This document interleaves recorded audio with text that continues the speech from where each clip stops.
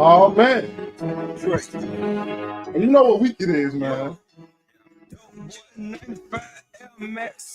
Hey man, ain't no hurt feelings this week. That goes to you, Kenny. You still my brother. But this week though, you know, I even got. Hey, I ain't talked to my wife since Wednesday. I mean, you know what I'm saying? If it ain't about AJ, I don't want to talk about it. Ain't nothing talking about. We co-parents until Sunday. You know what I'm saying? Man, forget this. I got to really turn up. Yeah, it's rivalry, man. Let's go. Reporting live down in the major KBD. We turning it up for real. Big I release from prison. ain't trying to hear no nice talk. Ain't nothing to talk about. We lost the game to Wagner. That's cool. But just like Virginia State, we had to show who a big state is. It's time to show who run the best. It's time to show who run the best. Yeah. So we gonna play this. Let's go. I started selling dope back in 1986. I bought a Cadillac and put them things on that bitch. Rolled out with the white leather seat. Beamer spinning for that butt. I was only 17. Had the neighborhood book, had them still out their crib. I'm up in the morning with the rest of the rookies. Why you selling them down? Thanks for 12-5. Hey, yo, don't start. Remember last time we played the song, we almost played the whole thing, bro. Yeah. Strike the whole pot. Yeah, to play the whole song. What's up, everybody? Welcome to another edition of IDK Sports Live, IDK Sports Podcast. My name's Anthony, and this is Kenny. You know what I'm saying? Yeah. You know Get it up. Hey, I heard nah, you was booming and bucking. This Kenny over here. You know what I'm saying? It is what it is. You know what it is. You know what time it is. You know what week it is. It's Rivalry Week, Battle of the Bay. You know what I'm saying? Ain't nothing else really to talk about, bro. Like, you know what time it is. Know what week it is. It's a lot of it's not many win games on the schedule. Mm-hmm. This is one of them. All right. Like, you know what I'm saying? We beat Little State. You know what I'm saying? Got them out the way. Get them out of here. Now it's time to beat and show people who run the Bay. That's all I'm saying, bro. That's all I'm saying. All right. Well, I think what my co-host is referring to is what we call them over there, them across the Bay, Little State, Little Brother, Little Johnny Green and Gold, whatever you want to call them. I just call them losers, if you ask me. So, I say it like this: Hampton, y'all let me down once already this season. They did. Let me down once already. Yeah. Twice, if I'm being fair. But you know exactly what time it is. And it's at home. And it's in Armstrong Stadium. And I was going to get there. And we at the crib. Hey, bro. There's been very few people this season alone that let Michael Vick walk in your trap and take over their trap. Very few. I be damned. Yeah. I be damned that happened this weekend. Yeah, for sure. Hey, man, we're going to see what happens, bro. We got a good episode for y'all. Hey, Kenny, come in and come back. Go in and come. You freezing up on me, bro. Okay. Yeah. While Kenny out here, we got a great show for you. Don't forget to like, share, subscribe, because this is your premier spot. to talk sports with the average guys right here on YouTube and next day on all podcast platforms. This is in the Battle of the Bay. You know, like Kenny said for his school, for Hampton, you know, for both schools, this is a must-win game. There ain't no two ways about it. Must-win game. You know, for the past couple of years, the away team has won, but we're going to get into that a little later on to the episode when we get our predictions and takes. Let's see if my brother don't want to miss him back in, but let's see. Oh, here you go. Here we go. Little technical difficulties. You back? Yeah. How we looking? How we feeling? Yeah, we good. We back. We good. Yeah, you was freezing up. They heard what you said, but you was freezing up a lot. Okay. You know, but you know, since you back now, you know, we started the week off. We gotta talk about it. Anthony's big dogs of the week.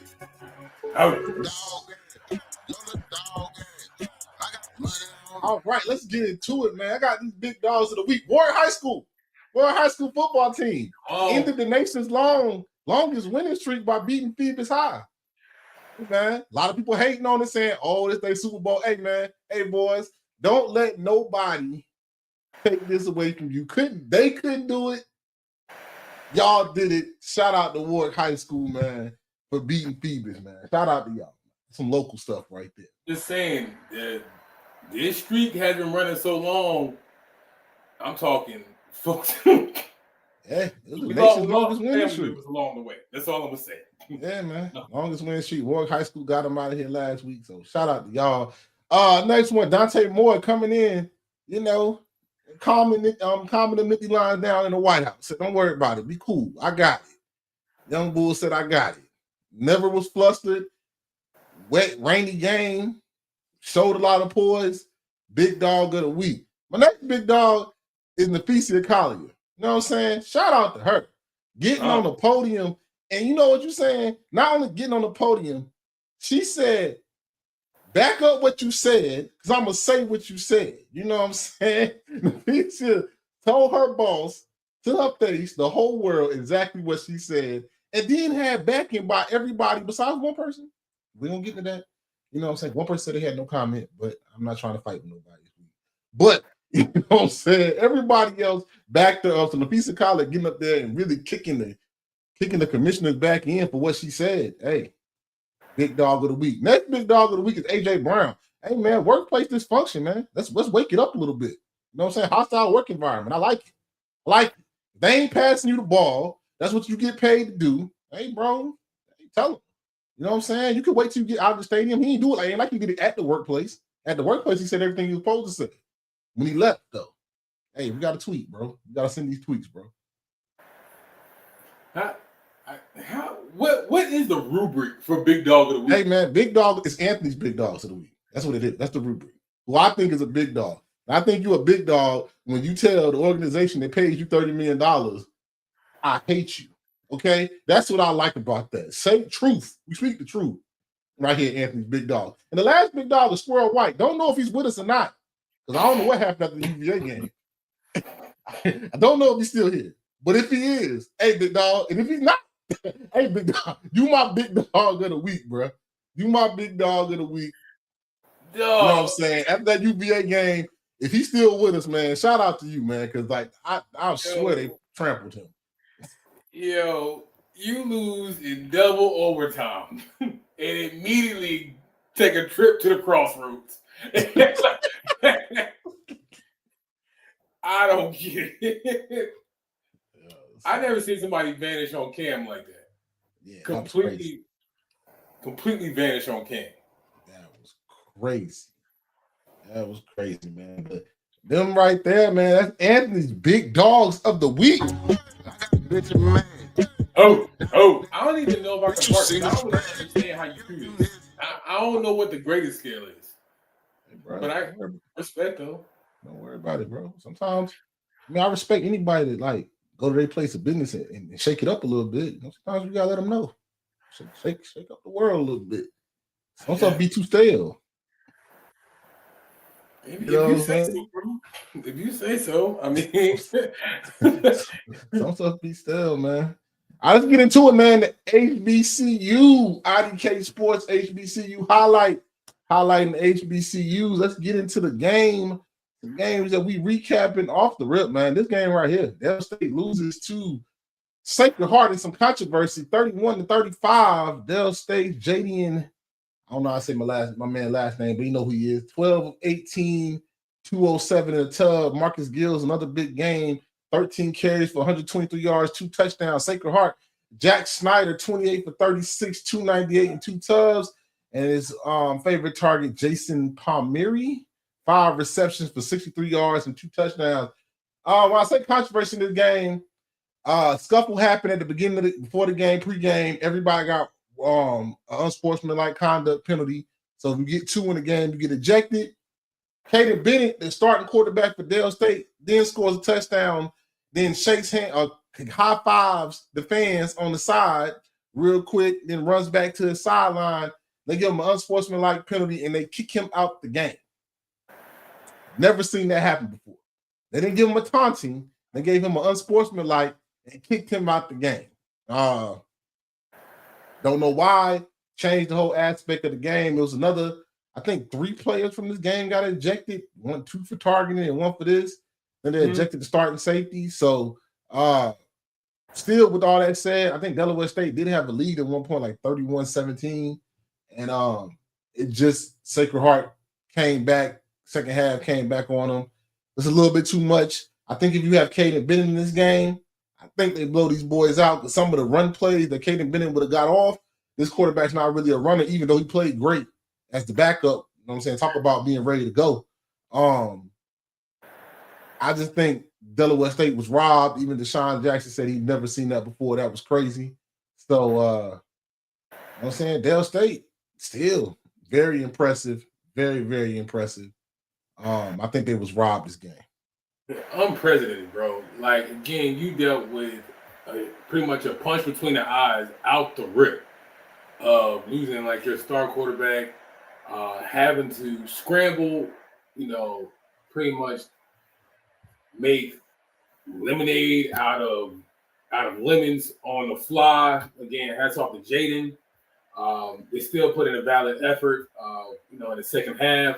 But, bro, just sticking with the incident alone, yep, there was no just cause for it. I think if we didn't see as much social media hype about it or so much critique on social media, this was something that could have easily been swept under the rug. But that's the beautiful thing about it, is that you also got the right one. You know, you got an HBCU that's coming in, you got Deshaun Jackson that's coming in, and we got the right crowd that's going to show, you know, that's going to give you some pushback where these things can't just be like, you know, like shoot away. That's not how these things are supposed to operate. You know what I'm saying? Especially for something that's completely, I don't know where you will really have to define to me as a coach, or if I'm Deshaun Jackson, I'm asking, like, define to me what is unsportsmanlike about what happened. Yeah. Like, you know, dapping up a few people and a couple of fans along the gate, I think like the gate or the fence. Yeah. Like dapping them up out of nowhere. It's taunting. I don't know how they classified it in that game per se, but by me, we have seen worse. Yeah. We have seen worse and seen those same athletes finish the game. Yeah, they didn't even call it taunting. They call it unsportsmanlike to get kicked out the game. The taunting flag is not an unsportsmanlike. Like, they upped it to they thought it was egregious enough to get a second unsportsmanlike penalty. That was wild for me. Yeah, I could see if it was like some targeted attack, or I don't know, you might as well slap a fan. And I mean, I don't know, like, if you was going to get out of pocket, but it's like, bro, you might as well take it to the fullest extent. And that's what we're discussing here, bro, but none of these things happen. And this is on a scoring play. Like, let's get back to ball, bro. Like, let's get back to ball. Yeah. Call your 15-yard penalty, enforce it on the kickoff, or enforce it on the ensuing series. After that, bro, let's get back to ball. Yeah. That's what it should have been. Just keeping it You honest. know, That's what yeah, anything out again, when this defined to me egregious is what I'll be looking for. An exact conversation I'll be sending like I want to have with the commission and be sending a letter in. Also, if I'm the AD at Dell State, like, you got to really explain that one to me. Yeah, exactly, bro. I think they got robbed. I think if he's in the game, I think they win this game. I mean, still showed explosive offense. I mean, we knew their defense made some stops, just couldn't make enough, and the offense kind of slowed up a little bit. But that's an explosive offense. Hey Kenny, why do the next one? Try one more time, come in and out because you're still freezing up just a little bit, and if not, then we just have to rock. We have to rock with it. But I'm gonna talk about this Boombox Classic while you do that. Next game we checked out was the Boombox Classic, Jackson State versus Southern. Jackson State, again, like I thought they would, wore them down 38-13. For Southern, Ashton Schroeder, 10 for 20, 120 and a pick, and carries for 147.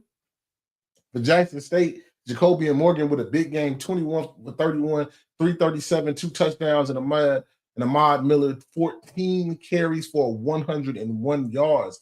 This game kind of went just like I thought it would go.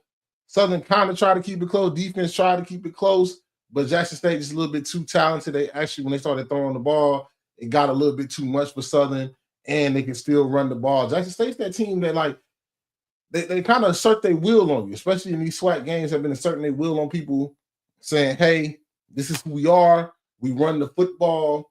We're going to be physical. We're going to be physical on defense. We're going to be physical on offense. And then Jacoby and Morgan, this game stepped up and made a lot of good throws, but just ask Jacoby and Morgan not to turn the ball over. And Jackson State is just that team that eventually they say, okay, we're going to wear you down with 4 quarters of physical football. And that's what they done. They did it against Hampton. They done it against now they done it against Southern. They just been consistently doing this to teams. And it's going to be a tough out. I mean, that game against Alabama State that's coming up for their homecoming, I think, is going to be a one to watch. It's going to be one to watch, see if they can assert their will on that team. Because by far as physicality and running the football, I think they are one of the more physical teams, just like their coach said they would be this year. And they want to definitely out physical the team, be a physical football team. Are you back with us, brother? Yeah, man. Had to switch up the programming. Had to go handheld for this one, brother. Yeah, I feel you. So like I said, I was just telling them about the Boombox Classic. I said, like, Jackson State in this game still, like, basically how I predicted it when we talked about it last week. Jackson State's the team that's going to be straight physicality, 4 quarters of physicality, and they're going to ask you, can you hang with them? Can you hang with them for 4 quarters? And basically, like in this game, they wore Southern down. Then Jacoby and Morgan made great throws. Next thing you know, you're down by 3 touchdowns. Now it's a blowout. Yeah, it was I know it was for sure. It was a dominant game. Things just started to get out of hand. They was still a valiant effort. I go for Southern as well. I know they try to lean on a methodical run game from what I got from it. Trying to try to take the wear down approach, but sometimes it just when Jackson State got on them, it was kind of smothering, just a smothered attack. Especially again, here we go with Ahmad Miller. We spoke about him earlier this year. Again, enforcing run game. That rushing attack they have in Jackson. I can speak about it as a Hampton, as a fallen soldier, as a team that watches, as one that watches his school get ran over, bro. It is something. It's a horrifying sight to watch. But yeah, Jackson State up for another one. Up to another one, man. Let's see here. I think we can go over some other games. I think let me get some other games pulled up before I get to games to watch. Hold on, ESPN app acting stupid. Other games in the MEAC, like I said, we lost a game that we shouldn't have lost to Wagner, 18-13. Had them up. Offense couldn't do nothing in the second half. we lose that game. Another game I was interested in was Central's offense. Defense didn't play that good, but offense took over. They beat East Texas Commerce, Texas A&M Commerce 50-42. Howard, that defense might be legit. Before I had questions, we might have to talk about it. We might have to talk about it. Before I had questions because who they played, but that defense, they don't have no offense, not that great, but their defense is legit. You know what I'm saying? They lost to Richmond 13-12 to a game they handled. Just to tell you how good that defense did against Richmond. I think Richmond as a team, hold on, I won't lie, had 152 yards of total offense. That team is like that defense could be a problem coming down the road if the offense can just catch up. Games in the SWAC, a surprise with Bethune-Cookman. To me, it was a surprise. Bethune-Cookman beats Alabama A&M 41-34. I think A&M didn't have their regular starting quarterback, but they still lose a game to Bethune-Cookman, who is right now won 2 games this year, more than before. Alabama State going to FAMU in the Brags like I expected and beats FAMU 42-14. Andrew Biden had to go off. They really just ran the ball down their throat. Crazy game. And the last one, the State Fair Classic, a big HBCU Classic game. Prairie View again beats Grambling 28-13. I don't know how many years in a row this is, but Prairie View again, winning the State Fair Classic again this year. In the big HBCU Classic down there in Texas. Let's get into the games of the week that we want to highlight. This one is interesting to me right here. Dale State versus Monmouth. 1 p.m. Eastern time on Flow Sports. Dale State going to Monmouth, the team that is predicted to finish in the top half of the CAA. Now you got a team. Sacred Heart was decent. St. Francis is not that great. Everybody said Albany State wasn't that great. Now you got a team that's predicted in another strong FCS conference to finish up in the top half. Yeah. I'm very interested to see what Dale State does in this game. This is a game that if Deshaun Jackson could pull this off or even really keep it close, then that means this team has improved leaps and bounds than what they've been for the past decade. I'm about to say, so where we have Dale State now, I mean, by all means, do we think is it too early to say he surpassed expectations already? Or do you think this is okay? So let's just look at this as a crown jewel game. I know that we're not looking for morale wins right now or morale victories. Those aren't what's remembered in time. But as far as the turnaround that we've seen so far and how much firepower we've seen from that offense already, putting up some good numbers and coming away with a victory against Mamas. Shout out to some family that I got that went to Monmouth. They have been a steady program. So with that, with the credentials that Mom is coming into that game with, and some of the things that Deshaun is starting to put together in Dale State, I am very interested in how this play out. I've been on record by saying I was interested to see how that Sacred Heart game is going to turn out. But as we just got done talking about that was some foolishness that went on there. That kind of I kind of pushed that expectation onto this one.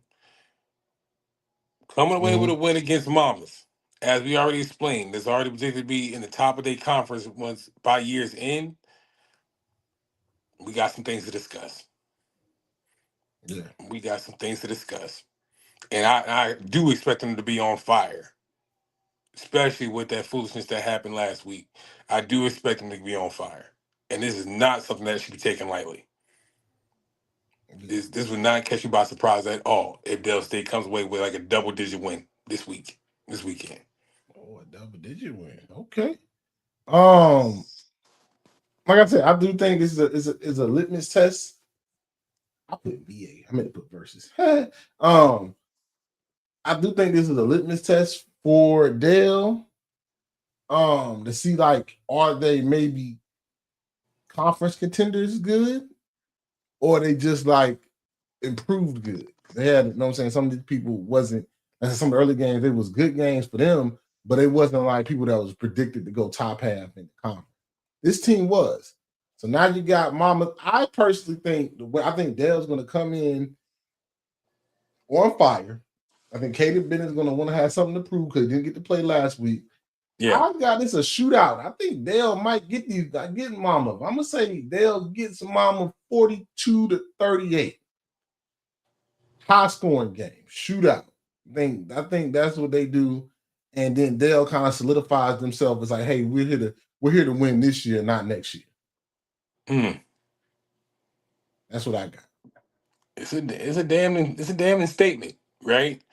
Yeah. One thing I have been able to put together is that Monmouth is vulnerable to the big play. They have shown to be vulnerable to the big play early in the season, and it just so happened to one thing that that Deshaun has capitalized on.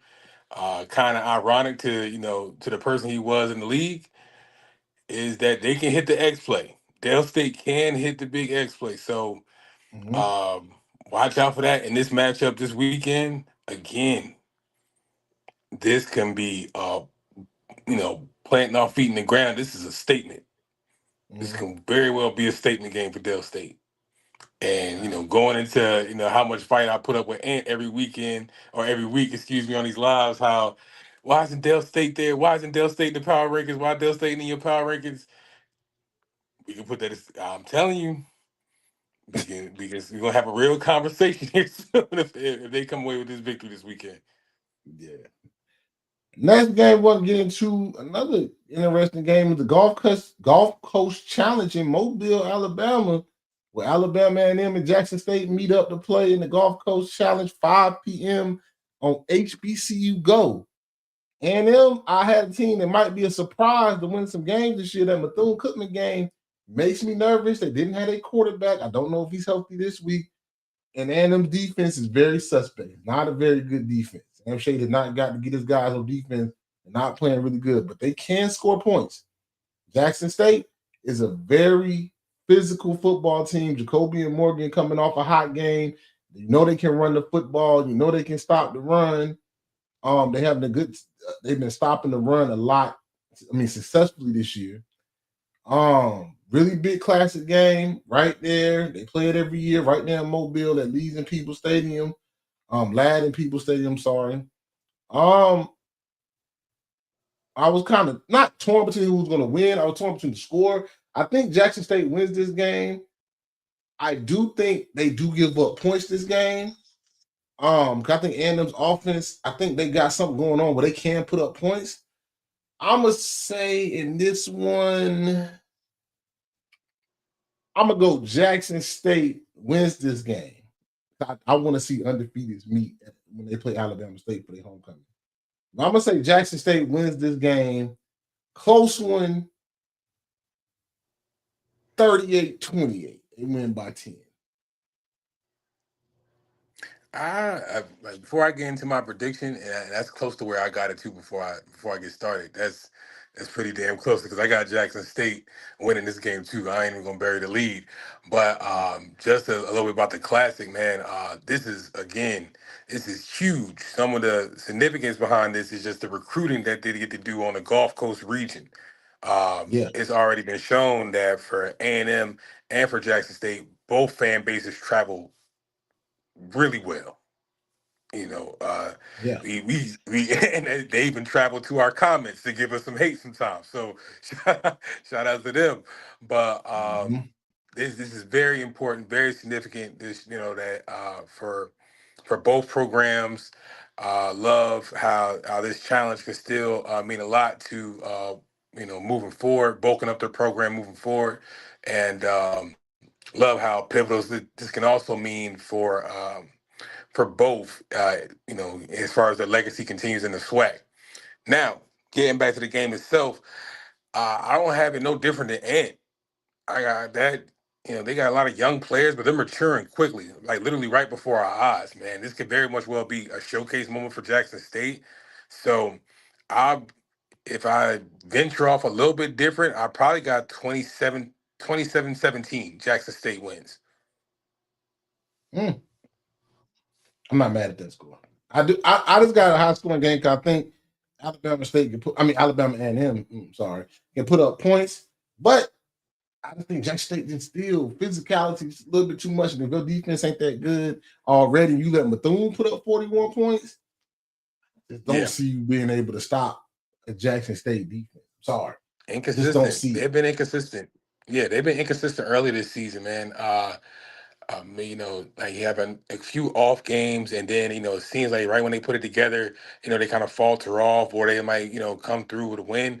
But again, Jackson State hasn't lost too much steam early this season. I just can see that nobody really at least Alabama A&M not deterring that this week. So I just got to roll with the hot hand in Jackson State, man. I just think they keep rolling on. Yeah. So that's a good one down for people down in Alabama, down there. What's that, Mobile? Yeah, Mobile, Alabama. Brother. Yes, sir. Down there. I know they having fun. I know it's like a whole week of things down there on that Gulf Coast. So shout out to them. Everybody have a fun, safe time and enjoy a good football game. But it's not the game of the week because this is the game of the week. You know what time it is, man. Mute up, Kenny. I don't want to hear you talk right now. Mute up. All right. I don't want to hear no hate anyway. You know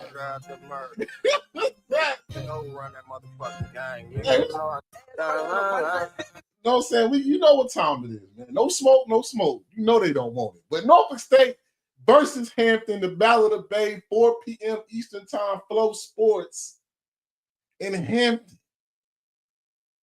And a lot of things been leading up to this, man. A lot of things been leading up to this.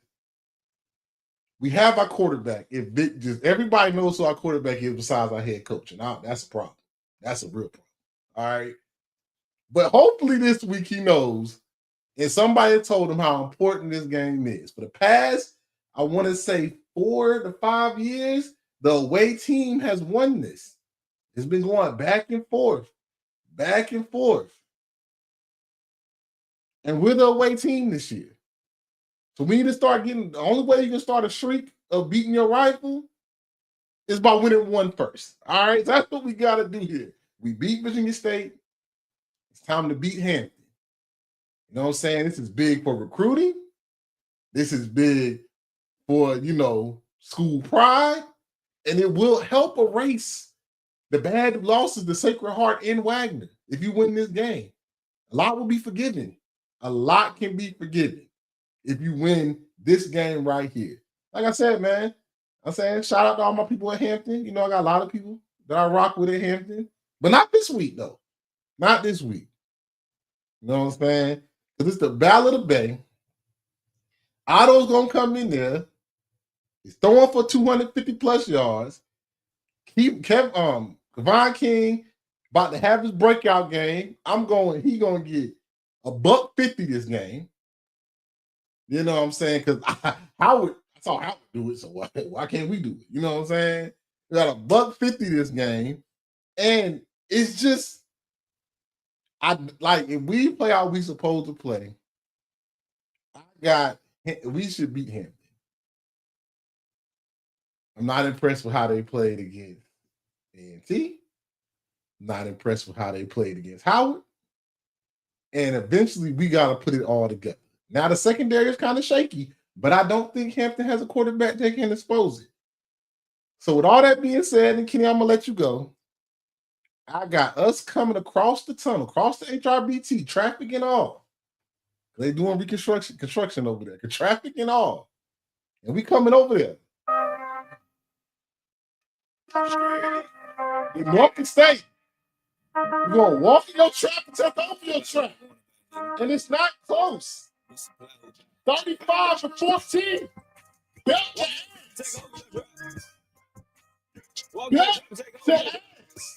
Not even close. All right, you can talk now. You can talk now. You can go ahead. I said my piece. 35-14. And it might be more than that. It might be 42-14, depending on how you let Otto really get his work off. You can go ahead, bro. Yeah, I was just leaving some room just in case you had any other part notes. You good? I'm good. I'm saying ain't nothing else to be said that hadn't been said already. Yeah, no, I heard that. Couple points that I collected while I was listening to that bullshit was that yeah, past couple years we have gone back and forth with little brother over there across the tunnel. But we also lead the series. And in this very moment. We do lead Go the with series. all that. Let's talk about facts. I'm here to talk factuals, not what could happen, could, shoulda, woulda. I'm not here to talk that. But what I am here to talk about is dropping bombs on Norfolk State Secondary. Yeah, we back on that topic. I can't say nothing about that. We back on that topic. Don't get it confused. My boy is still a dual threat back there.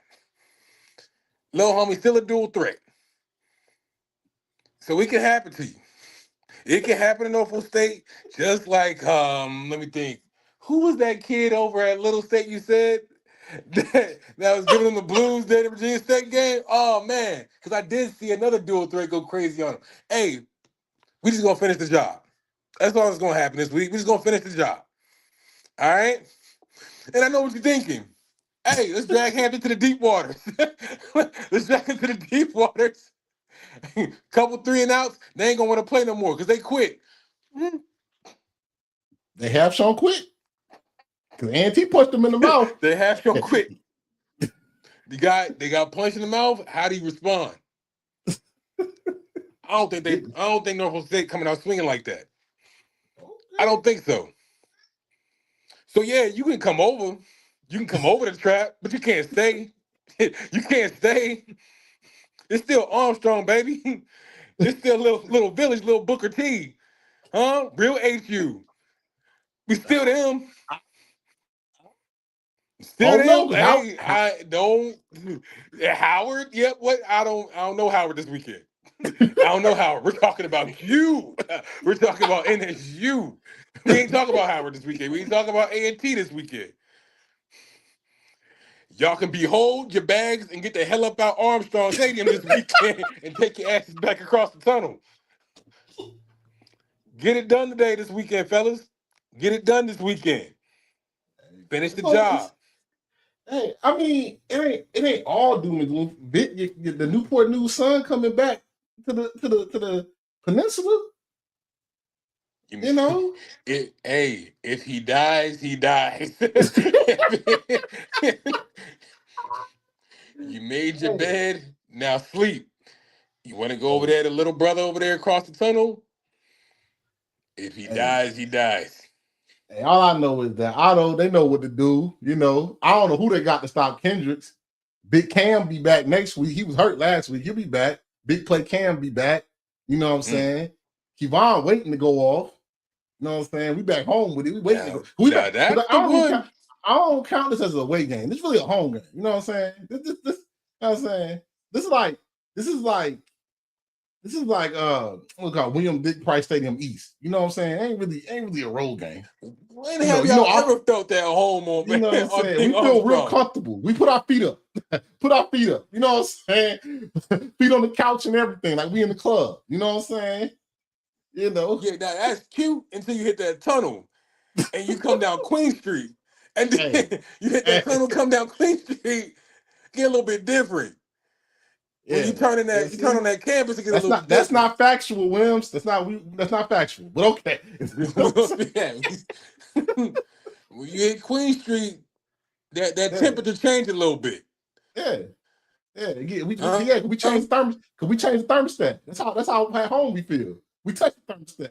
Oh, y'all got it on 69. Let's turn this up a little bit. Touch the thermostat when we get in your crib. We touch the thermostat. We change the temperature a little bit. We're gonna see. 4:00 p.m. Flow Sports. I know I'll be watching. You know what I'm saying? Hey, bruh. We'll see, man. Let's see what do. All we need. We went on 2 rivalry games. You know, it is what it is, man. But let's get into the last part. Oh yeah. The IDQ. Can I say something real quick before we go to the next one? Oh yeah. Just my last part note, real quick.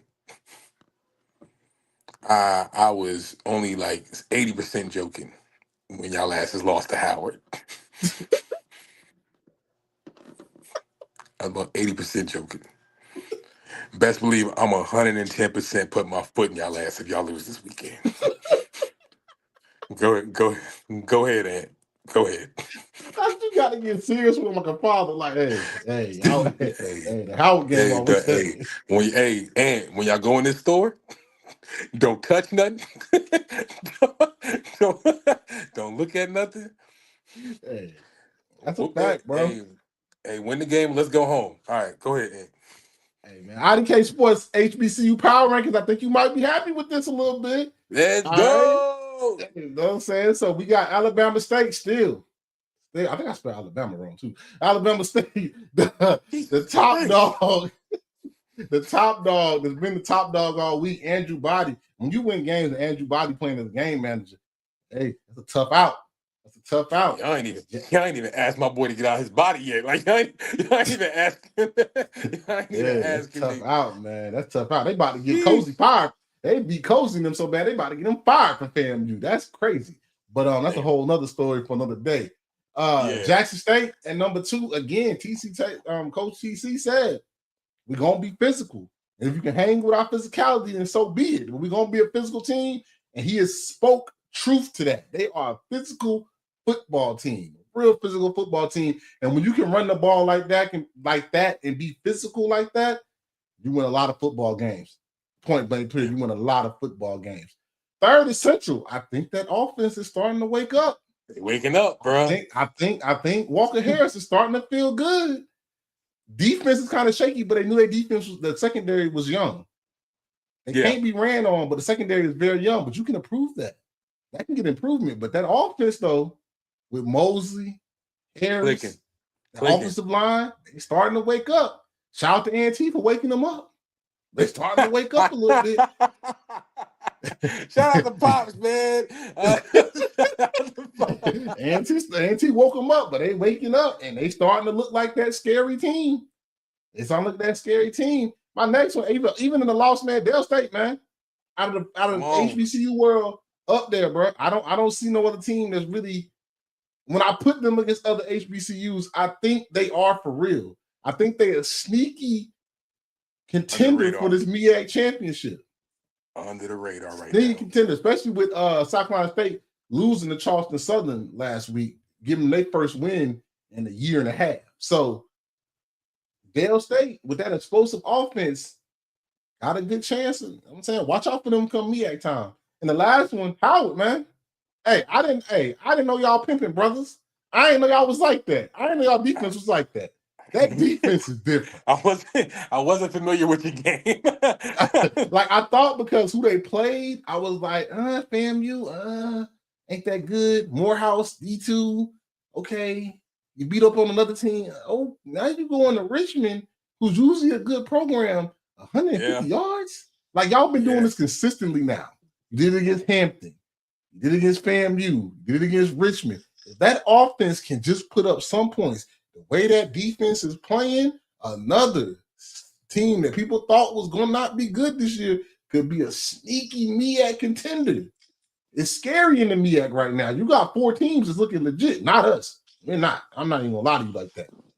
I'm just be happy if we could beat Hampton. Yeah, that's it. You know what I'm saying? That's all I got. Yeah, that's the season. Yeah, I got it. You know what I'm saying? That's it. We beat Hampton. You know what I'm saying? Good year, y'all. But Howard, hey, man, I was not aware. That defense is pretty damn good, bro. For Larry Scott being known as an offensive coach, that defense is good. That defense is really good. Yeah, man, they've been solid, bro. The defense unit is solid. And the same thing I'll say about Howard, I would say about Central, bro. It's important, especially when we got a couple games underneath our belt now. We're starting to click start getting things clicking at the right time, right when conference games are starting to pick up. You know what I'm saying? We already found our identity, found where we're strong at. I think you mentioned Central Secondary. All right, yeah, we're a young nucleus, we're a young core on the team, but at the same time, that's what comes with experience. We got a couple games underneath our belt right now. Howard, defensively, all right, hey, bro, we are a force. Also, hey, we keep it as long as we keep it in the game. Again, some of the wins is like, hey, we stay in the game long enough, we walking away with a dub. Especially if you talking about that Hampton game where they just, all right, now we just gonna dog walk you. You know what I'm Yeah. saying? We're just going to dog walk you, and the offense going to come. So again, it's starting to peak at the right time, starting to show true legs at the right time. And again, ain't got to mention too much about Alabama State. Again, it's y'all gonna have to pull up and show me if you want to see anything different. But hey, solid listing this week. I'm not gonna take too much away from South Carolina State. They can definitely reappear on this power ranking list. But hats off to Howard and North Carolina Central, bro. They are turning this to a damn dog race at this point for how this MEAC is going to turn out at the end of the season, bro. I'm locked in because I did not see this coming. Hey, you and me both, brother. I did not think we'd be talking about Dale State or Howard right now. I can't ignore it anymore. I tried to ignore it.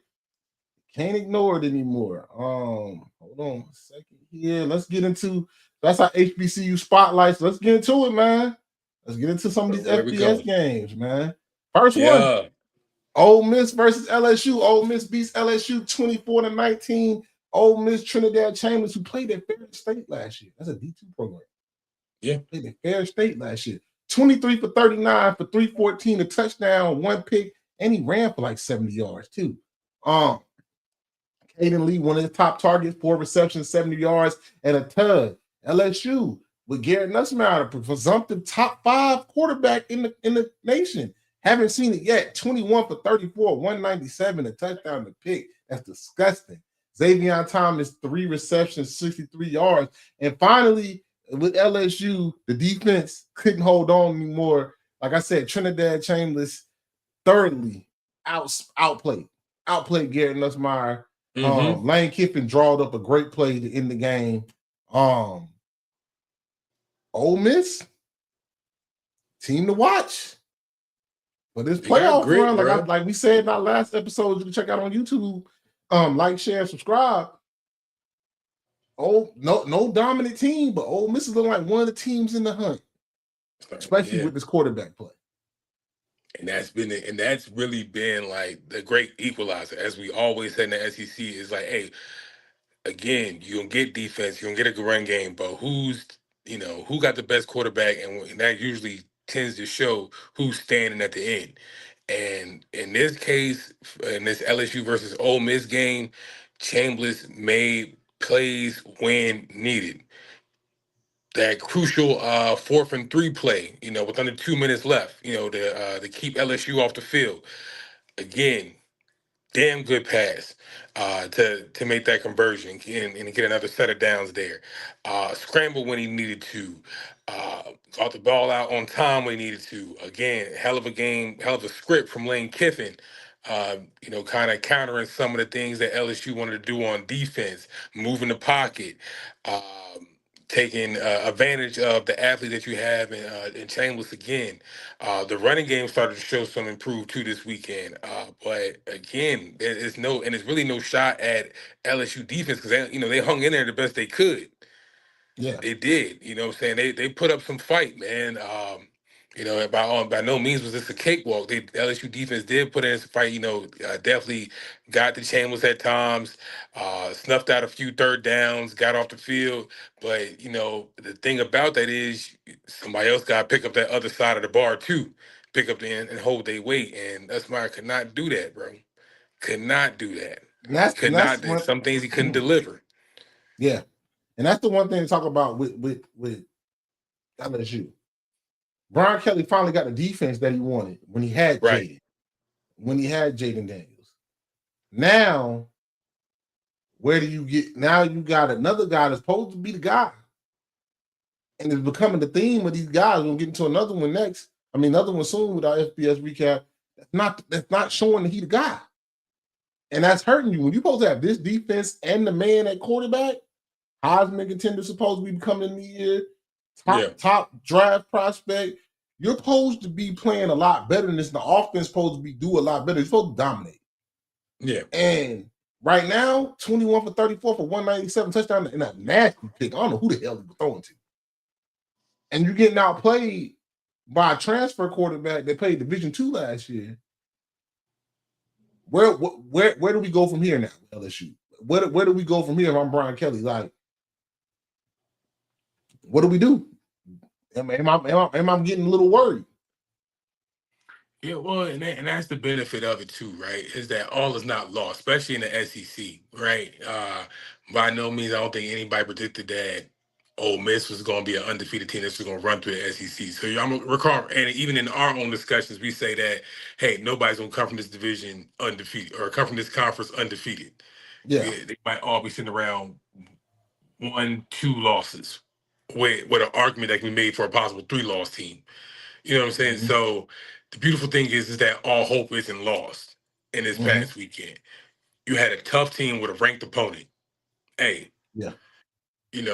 Battles are won and lost for less.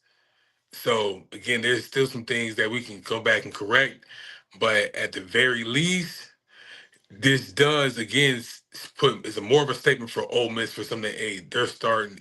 If we're gonna start creating that distance and separating ourselves from the pack, this is a damn good game to show it. Yeah, this is a damn good game to show it. I mean, hey, Ole Miss looking good, man. Looking good, man. I think LSU offense. I mean, Brian Kelly, you supposed to be the offense. This is your thing. Offense. You got defense. You got it. Got to figure it out.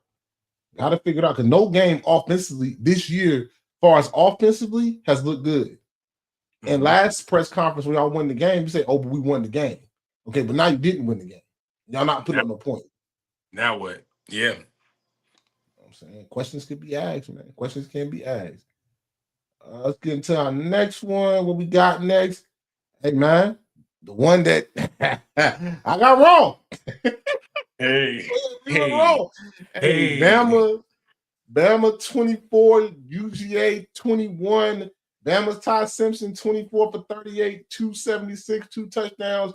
Ryan Williams still trying to get it going. 5 receptions, 43 yards. Georgia's Gunnar Stockton was horrible. 13 for 20, 130 for a touchdown. But Chauncey Bowens, 12 carries, 119, 1 tud. Hey, man, this again, Ty Simpson again, player. Hey, man, I didn't know you're pimping, dog. I didn't know how you was laying your pimping down, dog. Hey, man, you concise plays. I mean, doesn't make mistakes with the ball, gets the ball out early. Hey, I was wrong. You know what I'm saying? Till the close game, I think Georgia can run the ball. The passing game is not good for Georgia. Defense is good, but not as dominant as they used to be to make up for it. And I think they kind of wish Carson Beck would have stayed. I think they wish Carson Beck could have stayed, but Ty Simpson was carving them boys up, especially early on. Alabama. Was that Florida State game a fluke? Was that just like a bad game out the gate? Right, and it just so happened in the same damn weekend, right? Like that's just how much the football guys laughed at our pod. And it was just like, oh yeah, that's what y'all stuck on? Watch this. Hey, off top, hey, Ty Simpson, my brother in Christ, real quick. Echoing what Ed said, I was not familiar with your game, brother. What I clearly saw as some inefficiencies was just like pretty much you just like hold my beer. I feel like that entire game was just hold my beer. Yeah, I'm gonna walk into a hostile environment and be efficient as hell. Yeah. I'm gonna do I'm gonna drop a few dimes here. I'm gonna throw over the middle. I'm gonna roll out the pocket. I'm gonna be an athlete. He was like, hey, you need to see something? I'm gonna show you. Yeah. And right on timing, just like God scripted it. The following week, Ty Simpson is now being talked about as a high draft pick and ... Now just like that, you done made you some money, kid.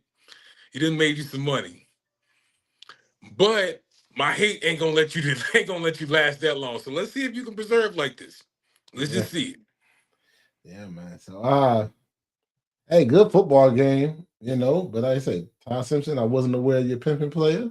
And Gunnar Stockton, Georgia needs a quarterback that can make more than just check down plays. I mean, that's all I really got to say about Georgia. Now, I mean, I do see that they do have a good defense, even though they didn't make Alabama earn it by any means. As the score indicates, they made Alabama earn it. this weekend. They had to convert some. As hot as Todd Simpson came out in the first half, that second half was a struggle. And they had to overcome some turnovers this game as well. So they didn't just turn away on their guns. They stuck to the run game, which just seemed like inevitable sometimes. That they were just going. It was already a given that they was going to move the chains. Leaned on Bama, man. It was tough, man, at times. So again, same credit that I give LSU. I'm gonna give the same credit. I'm gonna afford that same credit to Georgia. One loss in, man, in the SEC is not as damning as it used to be back in the day. All hopes are not lost, man. The right matchup, the right weekend, which we're probably gonna get into here soon. Anybody number can get called, and you right back in the game. So I'm gonna have to see more from that passing game. I think they do got a strong receiver core there in UGA. Zachariah Branch is still a hell of a player. I think they got enough pieces, not as dominant as the pieces we've seen in years past, but they got enough pieces on defense where UGA can still be strong. And Bama, this is a damn good marquee statement for the SEC. This shook up the table a little bit. All right. So good game. Last one we're gonna get into is the night game, man. Penn State. Oregon beats Penn State 30-24 in overtime. Oregon's Dante Moore was 29 for 39, 248, 3 touchdowns. DeCorian Moore, 7 receptions for 89 yards. Penn State, Drew Alar, 14 for 25, 137, 2 touchdowns and a pick. And Katron Allen, 12 carries, 54 yards and a tud. This game was back and forth a little bit, but Oregon kind of took off a little bit. Then Penn State was able to come back and tie it up at the end. But I think this just shows that nobody's scared of a whiteout game. I think that needs to be put to bed. Like, oh, it's a Penn State whiteout. Okay. Because every Penn State whiteout I've seen, they lost. Like, that I've watched. Let's put it that way. Oregon's Dante Moore definitely came here, outplayed Drew Alar. Again, big game, didn't really step up. Oregon stopped the run for the most part. I think they had 136 carries on like 136 yards, total rushing. Them dynamic running backs didn't really stop the run. Drew Alar did exactly what I told y'all Drew Alar was going to do. When it's time for him to make a play, he throws a pick. When you need him to make a big play, he throws a pick. And even something that I noticed also in the game, I'm going to go first with Dante Moore, very calm and poised as a young guy playing in a hostile environment, very calm and poised when needed to be, made the throws, ran when he needed to, got the ball to his playmakers, didn't make the game, didn't try to do nothing too difficult. You know what I'm saying? Like, make it harder than it has to be. But if, again, another top guy in Drew Alar has been a 4-year starter, 4-year starter, 14 for 25, 137, 2 touchdowns and a pick in a big matchup ain't gonna cut it. Not enough. And then it looks even worse when your backup goes to Missouri and looking really good at Mizzou. You know, and have played harder teams. You know, so it's like I said, like we said in our last episode on YouTube that you can check out. It's coming down to the coach now. Can James Franklin win the game that you're supposed to win? Win the big games. That when everything is equal, can you win? When the talent is somewhat leveled out, can you win? Everybody can say, "Oh, they had a run in the conference playoffs." I mean, the college football playoffs. They played Boise, didn't they? They played a Boise team, and they played the SMU team. No, not, but the talent level was equal. When they played Notre Dame, again, your quarterback doesn't step up. Hard to win when your quarterback doesn't step up. And I think y'all got to put to bed this Drew Alar top pick stuff. I don't want to hear that. That showed you too many times. But Kenny, you can go ahead. Yeah, man, you just ate, man. I don't know if you left too much on the plate. And here's the thing, man. The score is gonna be misleading because this game was all defense for the longest. we're talking scores of 3, 10. You know what I'm saying? It just ballooned into this, 24-24 game, and then or this 17 such game, and then it became like the game to watch. It became almost this thing of you don't even know where to, which channel to stick on because you're still flipping back and forth between that Bama and Georgia game. But when it boils down to is that, yeah, Oregon held Penn State's rushing attack in check. Cool. But also Penn State made stops when it needed to. Yeah. Cool. Just when you want to love Drew Allard and start giving some props, I'm like, all right, here's the prospect that we thought he was, making some late game throws, hitting that late touchdown, even going for that 2-pointer, you know what I'm saying? Like that was like starting to instill some confidence, like, okay, he's returning to that guy again. Then we come into the second overtime. Dante Moore goes up first. Again, poised as can be. Bro, and if I just had to stop here, bro, true gamer. If I had to say it for the first time this season, I did see a Heisman moment for Moore. This felt like a Heisman moment. Walking into that whiteout game and walking out of a double overtime with a win and playing the way he did and making it look efficient as he did.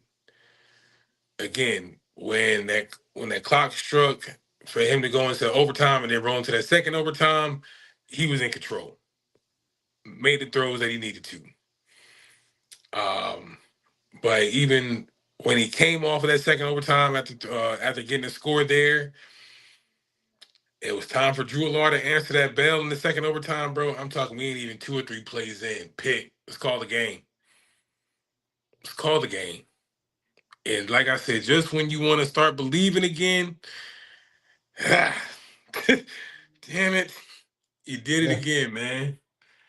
You did it again. So, go ahead, Ant. Go ahead.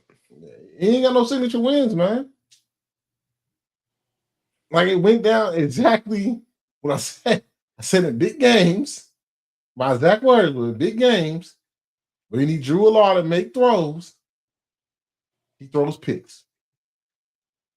Even in that last one to tie the game up, right? If you notice, they ran that ball in. Jet sweep, fake jet sweep, and then Drew Allard ran that touchdown in to tie that game up. They didn't even trust him to throw it in. 14 for 25, 137 ain't gonna get it. Shout out to Oregon. Shout out to Oregon playing the villain role too, not letting Penn State wear white that they white out. And then taunting the student section after the game. I honestly don't believe Coach was interested in none of the pleasantries, bro. I like Coach from Oregon, bro. I like him. It's always that. Like, I'm not interested in none of the pleasantries, bro. I'm here for a dub. I am here for a dub.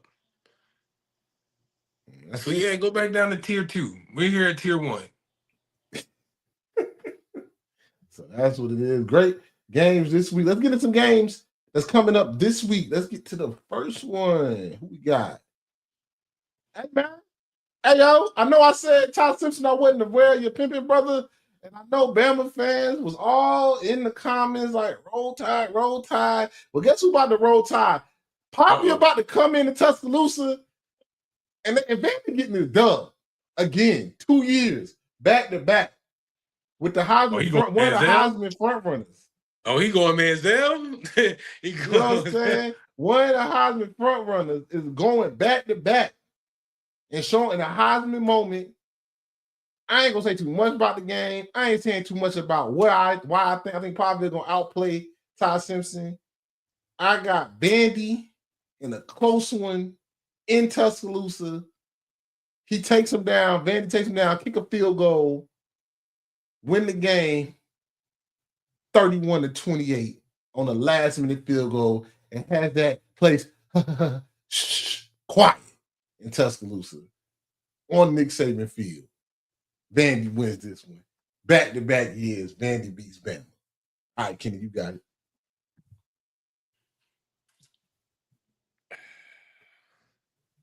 it was cute last year. It was cute. I'll give him that.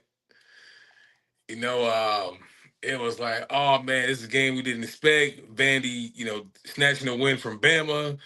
It was kind of like, it was like one of the first few times we started questioning just exactly who the hell this Bama team is. If we had questions before, some of us were like, all right, I'm all out. Because we don't, it was that belief. We don't drop games to Vandy. Now, to be fair to Pavi, bro, he electric, bro. I'm not going to take that from him. He is electric. He makes plays. I wouldn't get no shootout with him. But also, I'm changing my tune, and it's official. Roll damn Tide, roll, bro. I'm fake. I'm fake. I seen what I needed to see last week. I'm fake. I'm fake. I'm here to say it, bro. I'm with the narrative. He hasn't thrown a pick yet. Ty hasn't thrown a pick yet. And this is not the same secondary that Georgia has. I think it's actually weaker. I think we're gonna see the Ryan Williams we know and we expect from last year. This is a return to form game. Yes, I do expect like an explosive play to happen. 60, 70 yarder for Bama. I do think Jeremy Bernard gonna go crazy. And it's no fault to Vandy. I think they're gonna stick in the game. But we're returning to form.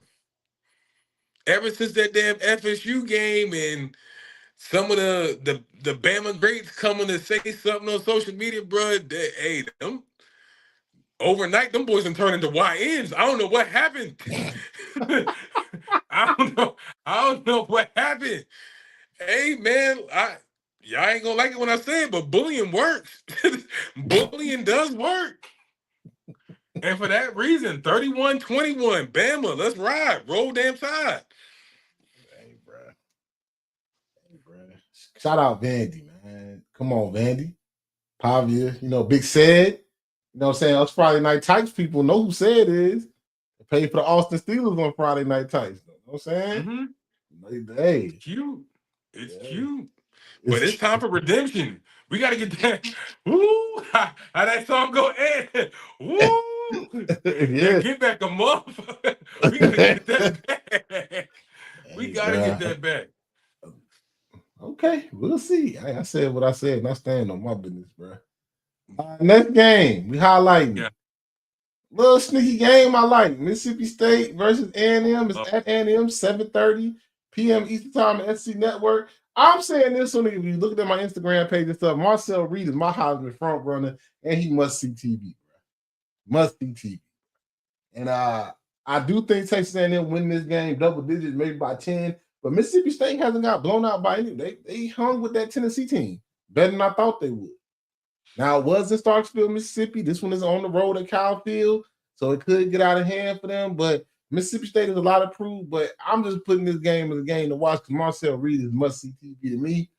And I think this is a game he can maybe put up some big yards, kind of help his Heisman candidacy because he got games where he can have Heisman moments. This is a game maybe put up enough yards, Heisman, get your Heisman candidacy up. And for that, I'm going to say that A&M wins this game. I think they pull away late. I'm going to say 34-17 in this one.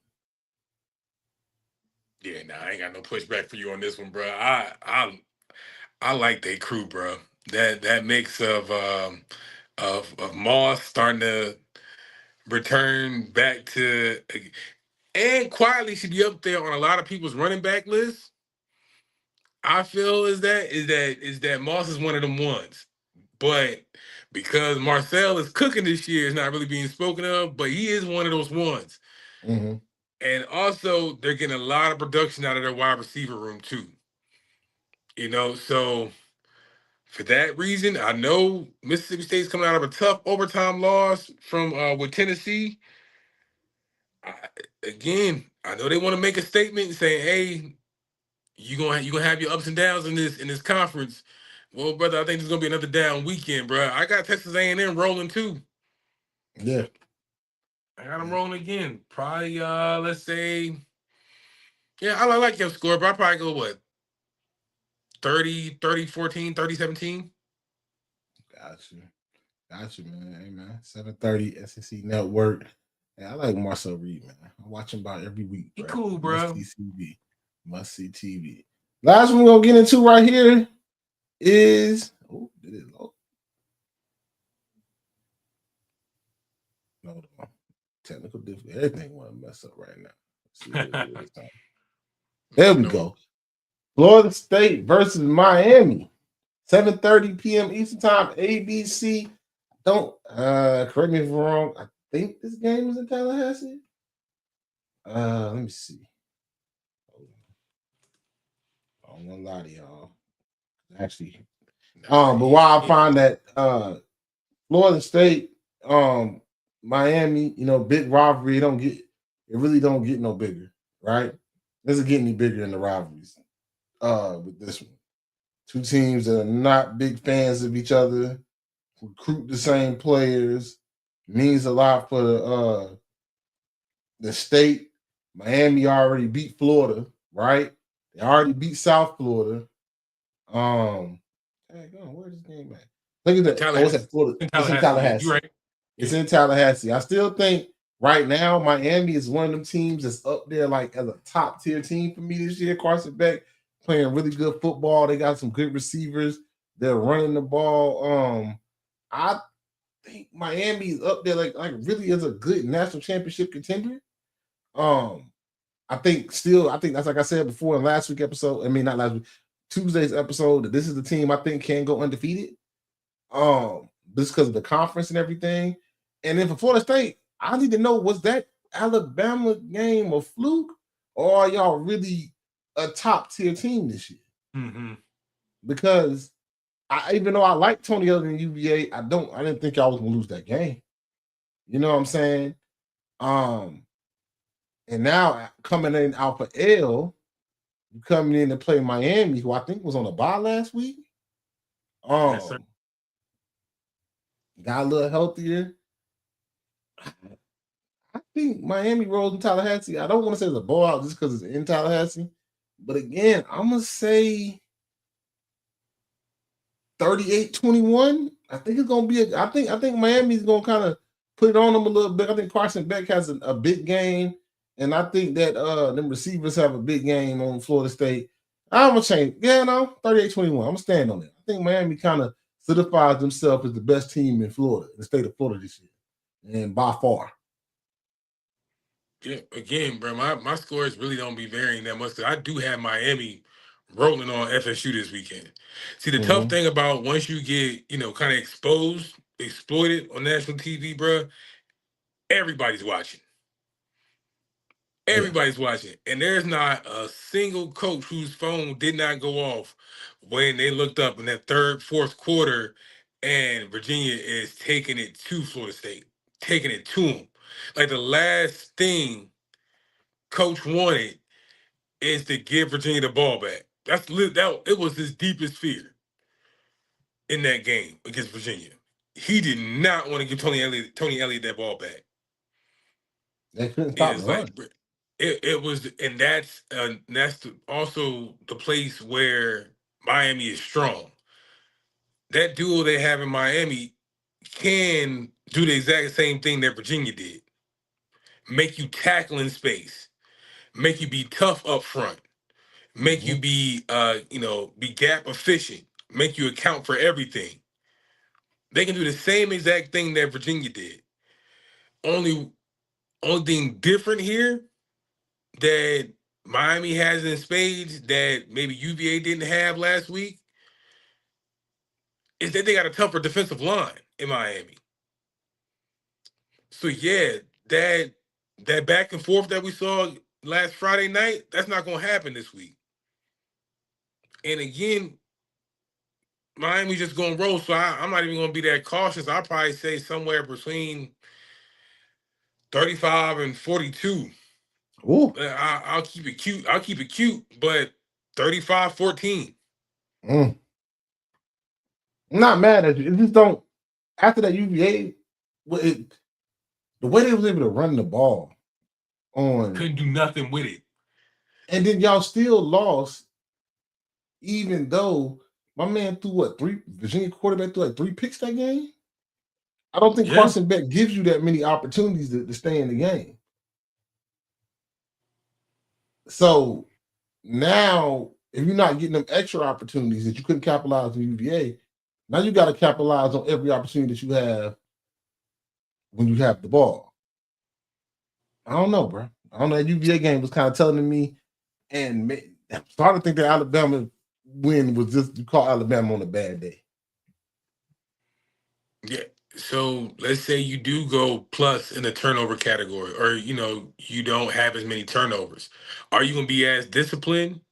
They shot themselves a lot in the foot last Friday against UVA because of all the penalties. Mm-hmm. Can we guarantee that? That's something else that they put on film too, along with being punched in the mouth repeatedly and having no answer for it on the run game. Yeah, they put a lot of bad things on tape last Friday. Yeah. And everybody took notice. Yeah. So how do you respond, man? I don't think this is the week to do it. The recruiting in Florida is going to change. Yeah. It's going, Miami is just showing themselves. Miami is just showing themselves at the top 2 team in Florida. So that gets done with our FBS and college football recap, man. So let's get into like some pro football, man. Let's get into pro football. Let's look at our week 4 scoreboard and go over some games. Let me get my app ready because I don't have all the stats to these games. I want to be halfway factual when I talk. First game, your Eagles beat the Bucks 31-28 in a game that had the looks of a blowout in the beginning of the game, but shout out to Baker Mayfield and the Bucks, man, for staying in it and making it a close game. True and really baller, came down, huh? I was saying true baller, man. Baker, true baller. Go ahead, my bad. Yeah, really coming down to that block field goal. That block punt really is what separated this game and kept this game above water. Go for the Eagles. Jalen Hurts, 15 for 24, 132 tuds. And he ran for 62 yards. Saquon didn't explode again. 19 carries for 43 yards. That's 2.3 yards a carry. Baker Mayfield, 22 for 40, 289, 2 touchdowns and a pick.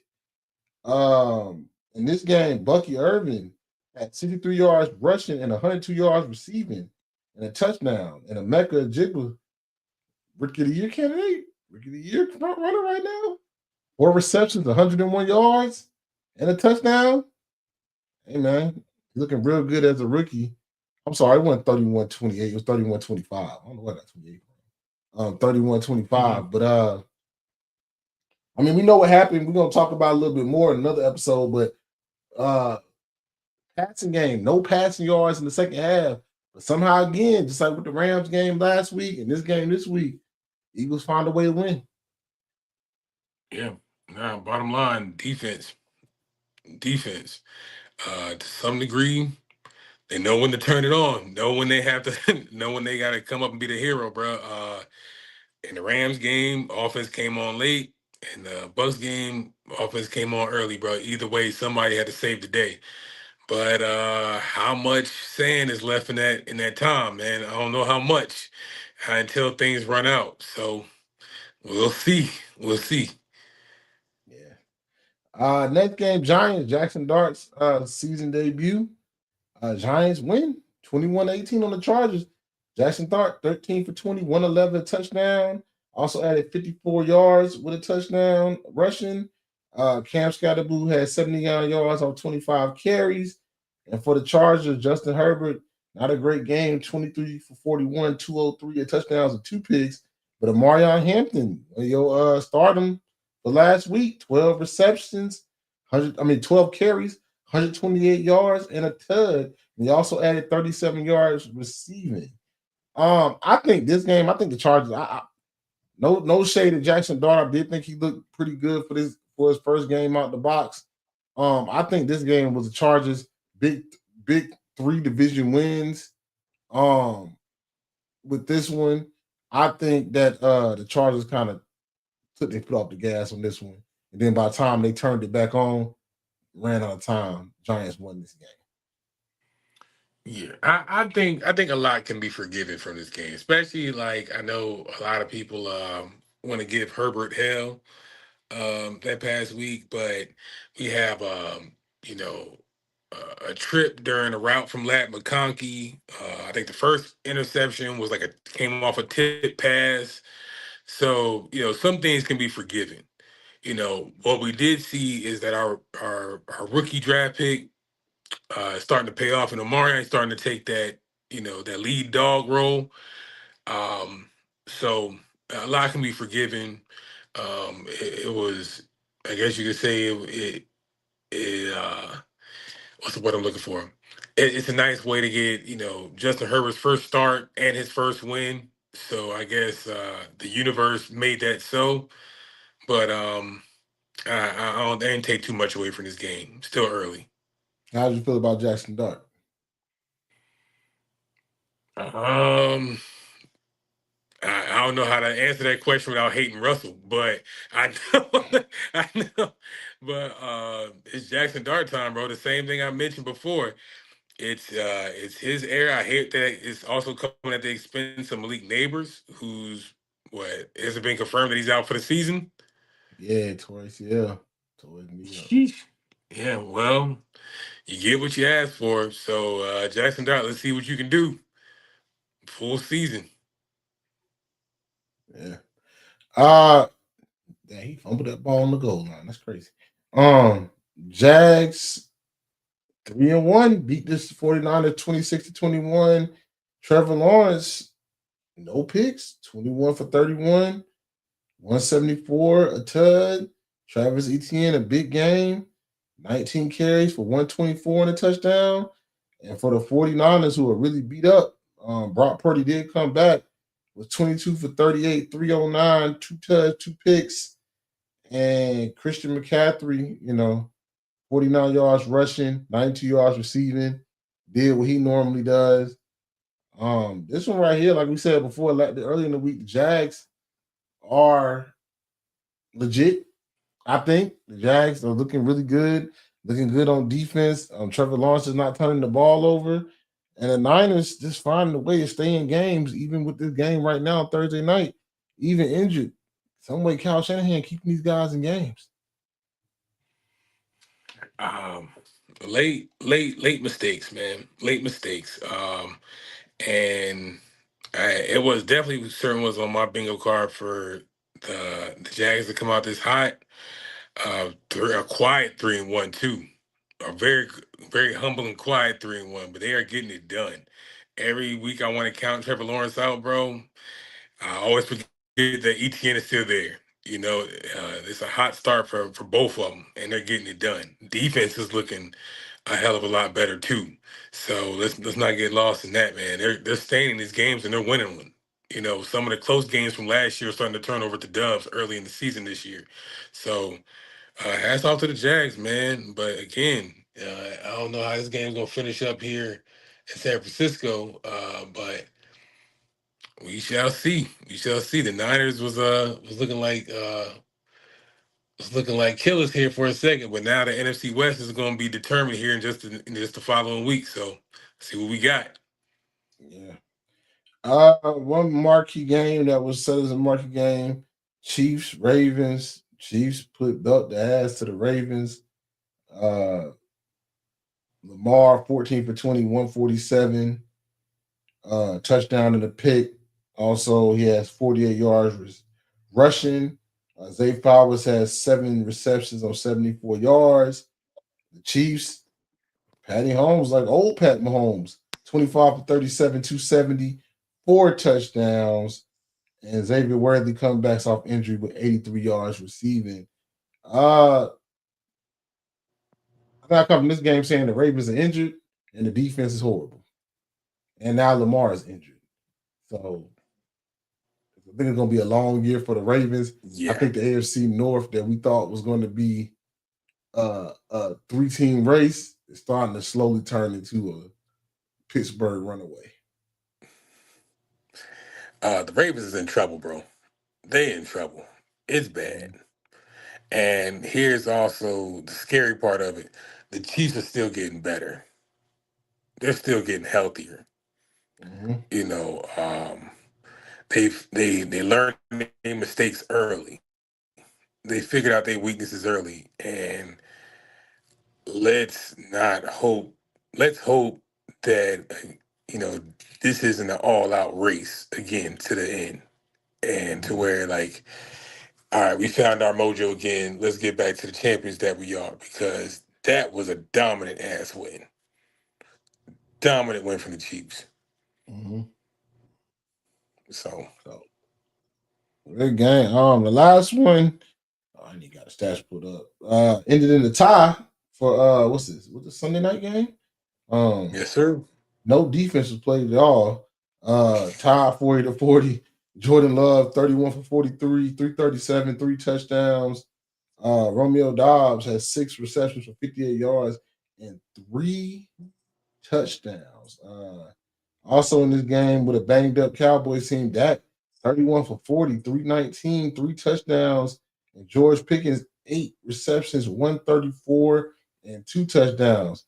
I took from this game is if the Cowboys can ever find some defense, they could be halfway decent team. Dak is playing good football even without CD. They got a decent run game with Javonte Williams, 85 yards, a touchdown. It's that secondary and that defense just can't get pressure on the quarterback, and the secondary can't stop anybody. Can't stop a damn nosebleed on defense. Can't stop a nosebleed, bro. But to echo what Ant was saying, bro, and I also hate to even say it out my own mouth, bro. Dak is cooking. Yeah. Outside the Bears game, we only talking about what? A couple drop passes from CD. Yeah. Like this Dallas team ain't that far off, bro. They ain't that far off from really having it figured out. Um, I don't know how damaging ties can be on a record at the end of the season, but yeah, I mean, I'm sure it hurts worse that this was within the conference. But nah, man, I think the Cowboys are still gonna be legit. Still gonna be legit because Dak is in rare form right now. Yeah. So that's our scoreboard for the week. The 6 games that we're rocking with. That we did. Good week in football. So let's see what we got here next. Hey Kenny, hey man, it's time. It's that time again. Your Kenny start him or sit him, man. Anything you want to say before we get They know what started? time it is. Nah, they know what to say, man. I've been coming in here every week. They very loud when I make mistakes, but when I'm on fire, Yeah, on, on, yeah. you know. So let's just get to it, bro. You know what I'm saying? Just thank me later. All Send me a right. gift card, whatever you need to do, because I got you again this week. Let's get into it. Stardom.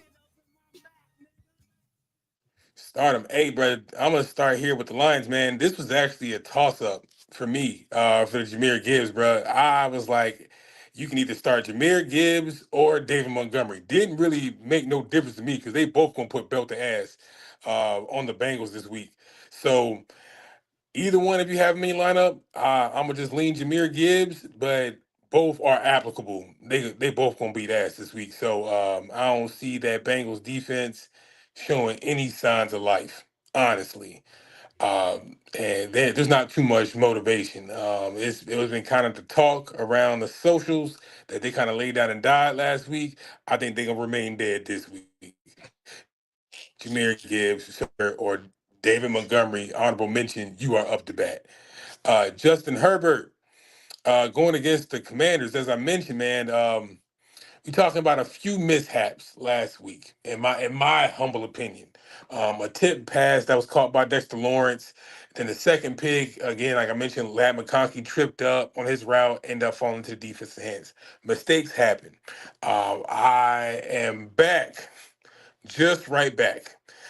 with Justin Herbert this week with full faith that he's going to get it done. The Commanders have allowed close to 300 yards per game in passing yards. And I think Justin Herbert's going to be right there to prove that that number is actual and factual. It only helps that Jaden Daniels is scheduled to return this week. So we might have a pretty damn good game of the week this Sunday between having a good shootout between Herbert and Daniels. So we might have some quality football being played, and that's always a plus, especially when you have a good quality quarterback on your roster. So Herbert, sir, you are also up to start. Gotcha. Let's go right into sit him. God damn it. All right, here I got to do it again. We're back with sit 'em. Jets defense. Sir, gentlemen, whoever, I just got done talking about how Dak was on fire. Yeah. Just got done. That's not going to change. That's not going to change. Jets defense about to get torched. Full expectation for them to get torched this week. Cowboys have, hanging 40 burgers on folks. Again, Dak is almost averaging, 3 touchdowns per game so far. He's quite the player to have for those that have him on their roster. He could have easily been in my stardom this week. I don't see no silver lining for the Jets at all this week. So hey, sit y'all asses down, bro. As a defense, as a special teams, as a coach, as a staff, as a record label, everybody sit their ass down. Brian Thomas Jr., bro. I don't know, man. It's not looking good, boss. It's not looking good. I won't lie to you. A lot of folks starting to question your heart, brother. They saying, man, you're not all the way in it, bro. They, especially, this with that little sophomore slump thing, Cloud is starting to move over to your way, man. And it's been raining, bro. I'm not gonna lie to you. I'm not gonna lie to you, bro. It's been looking a little skittish out there on the field. And here comes the worst news. I got the Chiefs this week. And they got it figured out, bro. Unfortunately for you. So not only do I have Jags losing, I also have people blaming you for the reason why they lost, because they hate you. So, Mr. Thomas Jr., sir, sit your ass down. They hate you like that, man. Thank me later. Hey, man, like that. That is Kenny's starting a sit. Hey, I hate to have to do it. I hate to do it just as much as you hate to see it done. Man, it hurts. It's gonna be your fault. They hate you. That's crazy. All right, man. Let's get into our last topic, our last segment. The IDK Sports Podcast Week 4. Pick'em. Hey, Kenny is up by a game. Got me by a game. 15-13 for the season record. I'm 14-14. So, we ain't doing as great as we thought we could. But it's between us and Kenny got me. Yeah, we really don't. We're right. People might be right. We really don't know what the hell we're talking about. Kenny got me for the week 4 pick'em, so we gonna go right into it. Ain't gonna waste no time. Hold on, let me get it right so I can record these picks. Gotta keep coordinated. Yeah, gotta get these picks down so I can look back at them. All right, Kenny, who you got? Vikings, Browns. Yes, sir, man. We're gonna get straight to it, man. Carson Wentz back up, right? He's starting again this week. Hate. He's losing. Browns, dub over the Vikings. And I think they're going to, this is an overseas game, correct? Because I remember they was in Ireland last week, and they're going back to London, I believe, this week. Don't hate me in the comments if I'm wrong, but I believe that is an overseas game. In that case, same result, Vikings loss, Browns dub. I'm gonna go Vikings because I think something's gonna happen in this game because I think such and such is supposed to start this week. Dylan Gabriel. Say his name. Don't Say you know his what I'm name. saying? Dylan Gabriel supposed to start this week, but it might get so bad. But do you hear it? Do you hear it? It might get that bad. It might get that bad in London where you might have, even though you hating on them, it might be that you gotta. They told me bust out my AP. Perfect time, man.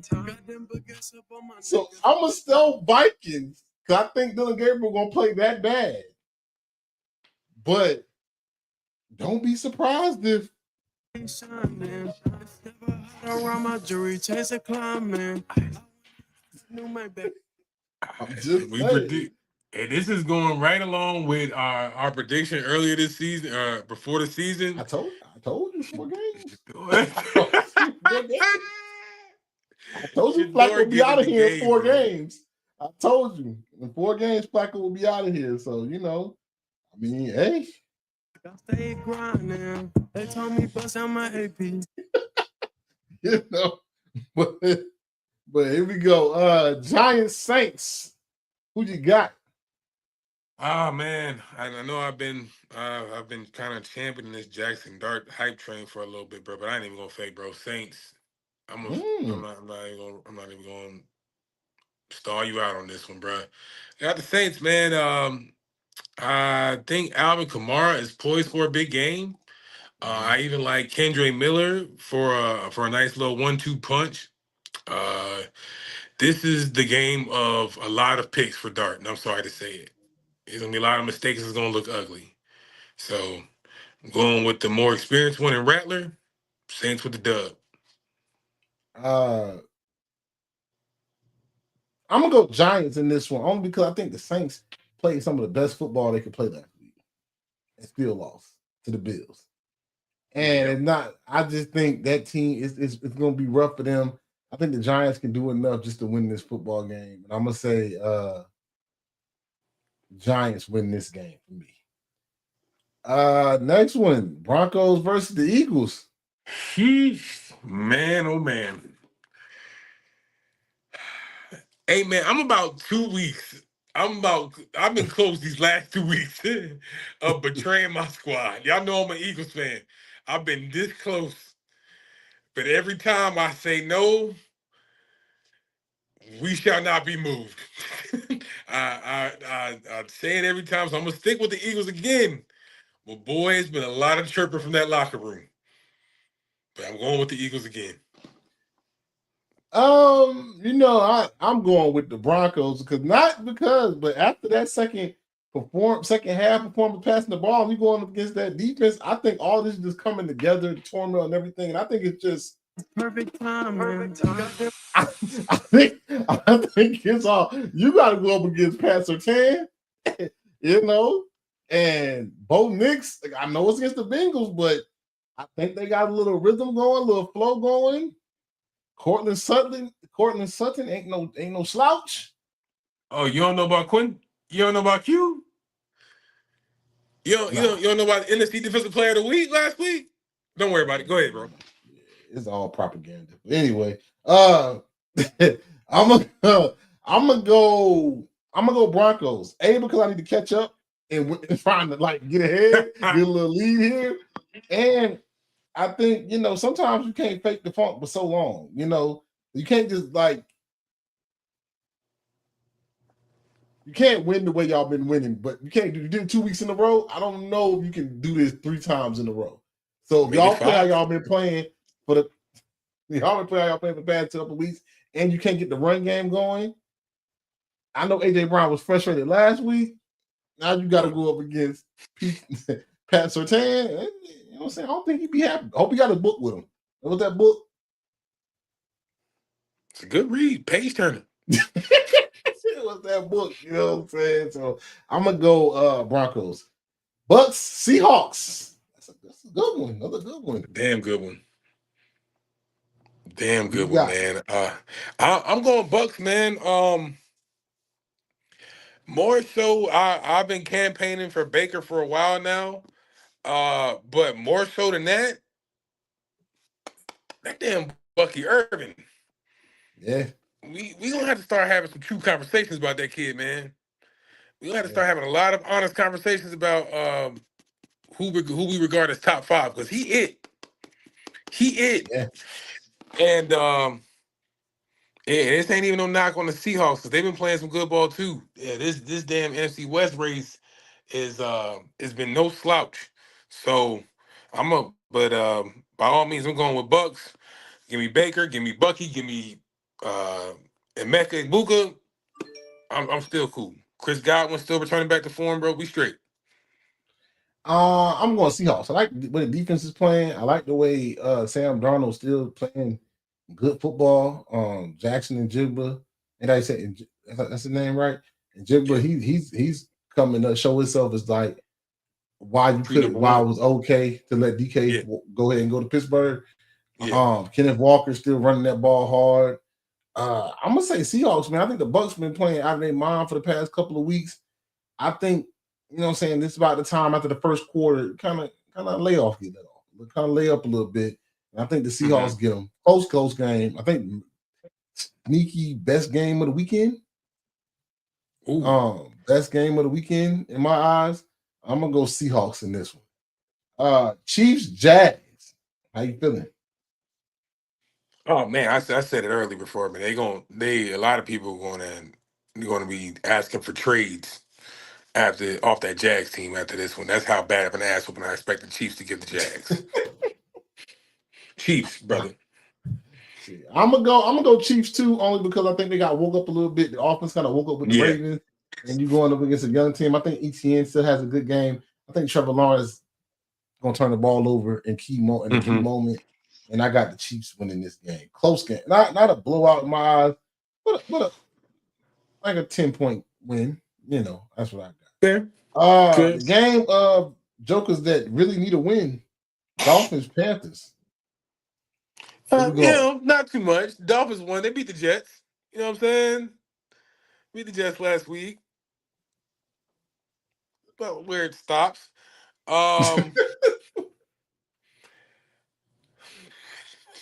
No Tyreek Hill, huh? Yeah, I'm going with the Panthers. Going with the Panthers. This is really like almost a game for number 1 overall pick. I just want to say that. Hey man, whenever one thing I learned in my life is you never bet on the Panthers, so I'm going for the Dolphins. That's all I got. The last game of the week, Jaden Daniels is playing, but Terry is not playing. It's scary. Terry's not playing. So Commanders and Chargers. Who you got? Oh man, that was a good report, man. I didn't know that Terry was gonna be out. This game was actually going to be my game of the week, you know, and rival to that Bucks and Seahawks game. I still like the matchup between Jaden and Justin Herbert. That's still a very good QB1 conversation that can be had in that game alone. With that being said,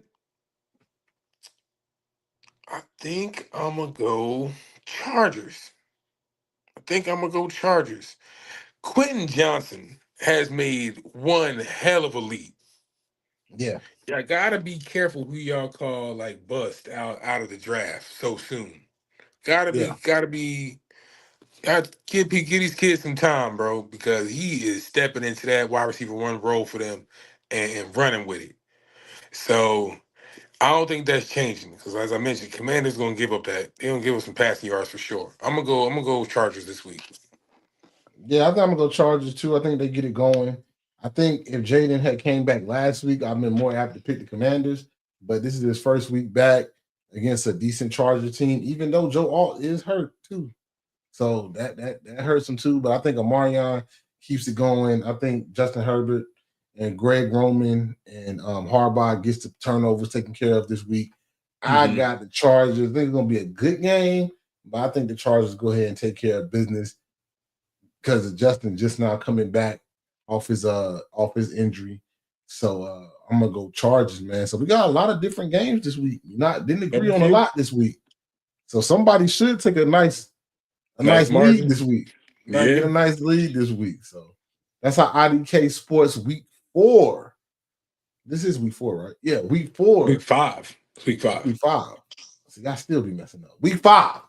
NFL pick 'em. I mean, we picking games. All right, you know what week it is. You know what week it is. You know what I'm saying? So that's our week 5 pick 'em. And man, hey man, another good week of football, and not another good week coming up of football. You know, big games in the HBCU world. Battle of the Bay coming up. You know, that's the game we definitely gonna be heavily invested in. Some NFL games, some teams that need wins, some division games. Even this game on right now is in overtime. Big division games. So starting to get down to nitty gritty. Are you the team that's going to be a contender, or are you about to fade away? If you're about to fade away and be one of those teams that might be ready to start looking at some prospects in the NFL, or if you're in college, maybe it's time to start maybe hitting that recruiting trail a little early. See what JUCO got to offer. See what some guys, guys that might be in the portal. Maybe it's that time. Maybe it's that time. Start firing up the mock drafts. Yeah. Start simulate some trades. It's getting close to week 8. So some teams are more sellers than buyers. It's coming at time. That's coming close to that. That's a fact right now. That is a fact, man. But don't forget to like, share, subscribe to the channel. Check out our episodes on Tuesday exclusively on YouTube. So you have to subscribe to the YouTube channel to get them, so you don't miss any content that we drop exclusively for YouTube. But like that, IDK Sports Podcast, your premium spot to talk sports with average guys. My name is Anthony. This is my main man, Kenny. Don't forget to like, share, subscribe to the pod. Get us anywhere you get your podcast at. Next day, and until next time. What's up?